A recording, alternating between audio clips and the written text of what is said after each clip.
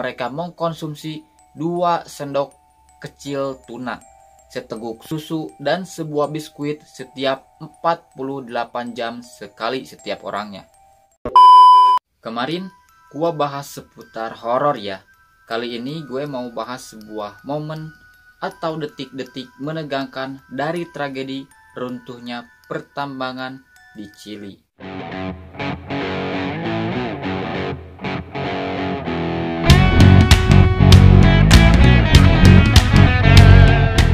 Ya, memang Chili merupakan negara pertambangan yang memproduksi tembaga terbanyak di dunia. Salah satu perusahaan pertambangan yang terkenal di Chili adalah perusahaan tambang emas San Jose. Tambang ini merupakan perusahaan yang memiliki catatan keselamatan buruk. Korban jiwa sudah menjadi hal lumrah di pertambangan ini. Saking banyaknya kecelakaan kerja akibat kurangnya perhatian keselamatan. Kecelakaan tambang yang menjadi perhatian mata dunia yaitu terjadi pada tanggal 5 Agustus 2010. Di mana saat itu pertambangan San Jose dilaporkan runtuh dan menjebak 33 orang penambang selama 69 hari. Ya, sekitar 2 bulan lebih kali ya. Kabar berita ini langsung terdengar oleh keluarga para korban yang terjebak di dalam tambang, sehingga membuat para keluarga pekerja tambang ini langsung datang dan berkumpul di lokasi tambang. Keluarga korban menyadari bahwa proses evakuasi akan berlangsung cukup lama, maka mereka langsung mendirikan tenda di sekitaran tambang. Ketika terjadinya runtuh tersebut, ada 2 kelompok penambang. Kelompok penambang yang pertama berada di dekat pintu masuk tambang dan berhasil keluar dengan selamat. Sementara kelompok penambang yang lain yang terdiri dari 33 penambang berada jauh di dalam tambang. Ya mungkin lagi di dalam banget gitu ya. Saat reruntuhan terjadi, awan debu terbentuk, sehingga membutakan beberapa penambang selama 6 jam dan mengakibatkan iritasi mata dan mata merah. Kelompok penambang yang terisolasi tersebut mencoba keluar melalui sistem lorong ventilasi. Tapi tangga yang diisyaratkan oleh aturan keselamatan tambang hilang dan lorong ini tidak berguna sama sekali. Dari 33 orang penambang yang terjebak di dalam tambang tersebut, ada satu pengawas tambang yang bernama Luis Urjua. Jadi si Luis ini ikut terjebak bersama pekerja yang lain. Dia sangat mengenali situasi yang terjadi di dalam tambang. Dia tahu posisi tambang kayak gimana, lubangnya gimana, dia sangat tahu si Luis ini. Tapi dia merasa kesulitan dalam upaya penyelamatan. Untungnya Luis Urjua ini memiliki leadership yang baik. Dengan segera dia mengumpulkan para pekerja yang terjebak di dalam sebuah ruangan yang ia beri nama ruangan pengungsian. Luis juga mengatur para pekerja dan makanan yang semakin menipis agar bisa selamat dalam jangka panjang. Para penambang melakukan penggalian menggunakan sekop untuk mencari air di tanah sebagai sumber utama air minum. Ada pula air yang diperoleh dari radiator kendaraan di dalam lorong tambang. Karena stok makanan yang mulai menipis, dengan terpaksa mereka mengkonsumsi 2 sendok kecil tuna, seteguk susu, dan sebuah biskuit setiap 48 jam sekali setiap orangnya. Gak kebayang deh. Merasa puasa gitu ya atau gimana ya.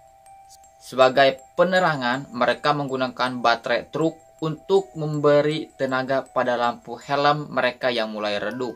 Dari luar lubang tambang, penyelamat berupaya untuk memotong langsung dari reruntuhan di pintu masuk utama melalui jalur alternatif. Tetapi setiap rute terhalang bebatuan yang jatuh atau terancam oleh gerakan batu yang sedang berlangsung. Jadi setiap dipotong atau dibor batunya itu grrrr. Nah, jatuhnya batu itu malah menghalangi evakuasi. Pada tanggal 7 Agustus, tim penyelamat berusaha membuat akses penyelamatan melalui lorong ventilasi menggunakan alat berat. Ya, semacam ekskavator mereka keluarkan juga untuk mengevakuasi pekerja yang terjebak di dalam tambang. Namun, upaya ini dapat menyebabkan gerakan getaran sehingga nantinya memperparah reruntuhan.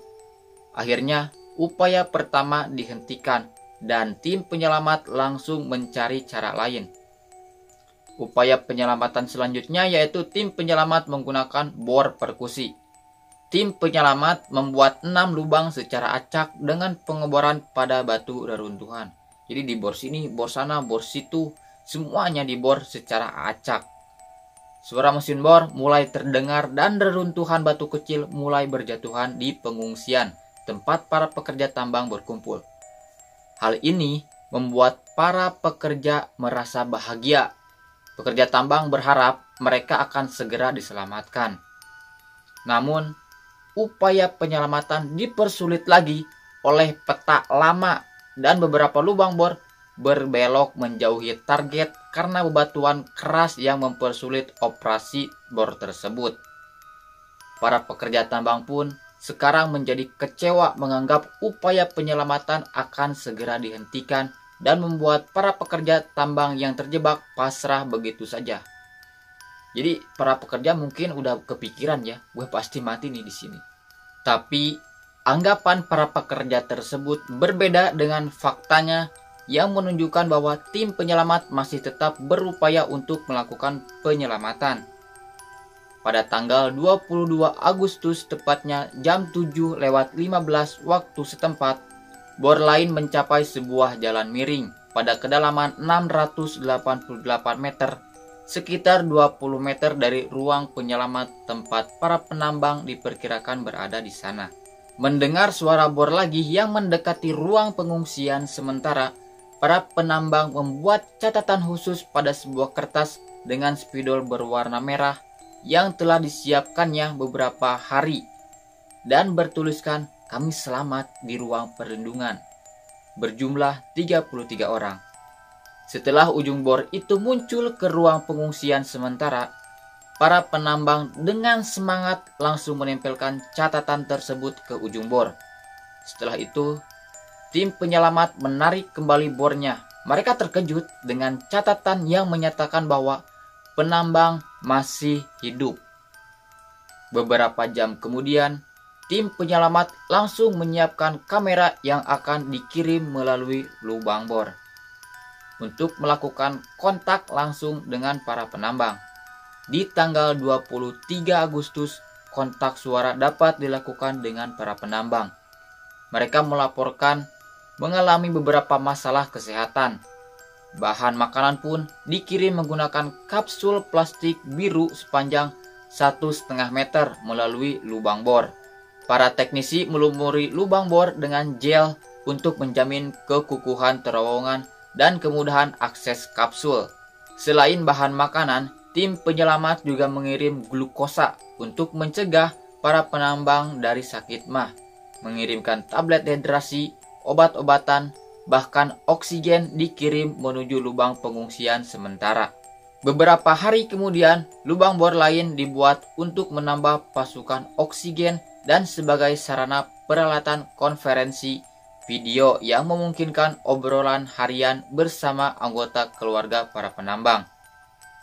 Adanya kekhawatiran keadaan penambang, para penyelamat terus memberitahu penambang bahwa menurut rencana, upaya penyelamatan dapat memakan waktu beberapa bulan.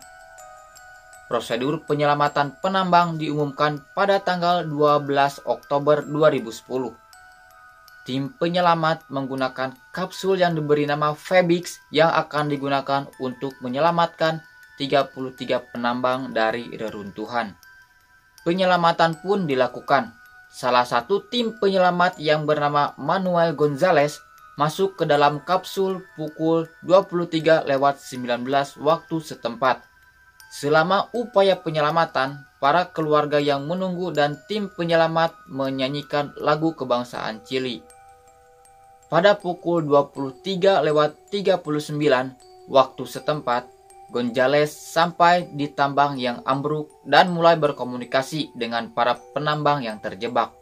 penyelamatan pertama yaitu mengeluarkan penambang yang bernama Florencio Avalos yang didampingi Gonzales.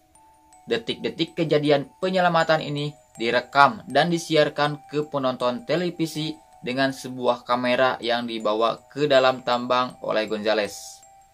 Jadi si Gonzales itu bawa kamera sambil ngeplog ya, buat diabadikan dan buat pembelajaran juga, buat edukasi ke warga Chili ataupun warga dunia. Upaya penyelamatan terus dilakukan hingga semua para penambang yang terjebak bisa keluar dari reruntuhan dan bertemu dengan keluarganya masing-masing. Nah, itu tadi detik-detik menegangkan dari tragedi runtuhnya pertambangan emas di Chili yang menyebabkan 33 pekerjanya terjebak selama 69 hari. Terima kasih sudah menonton, sampai jumpa di video gue selanjutnya.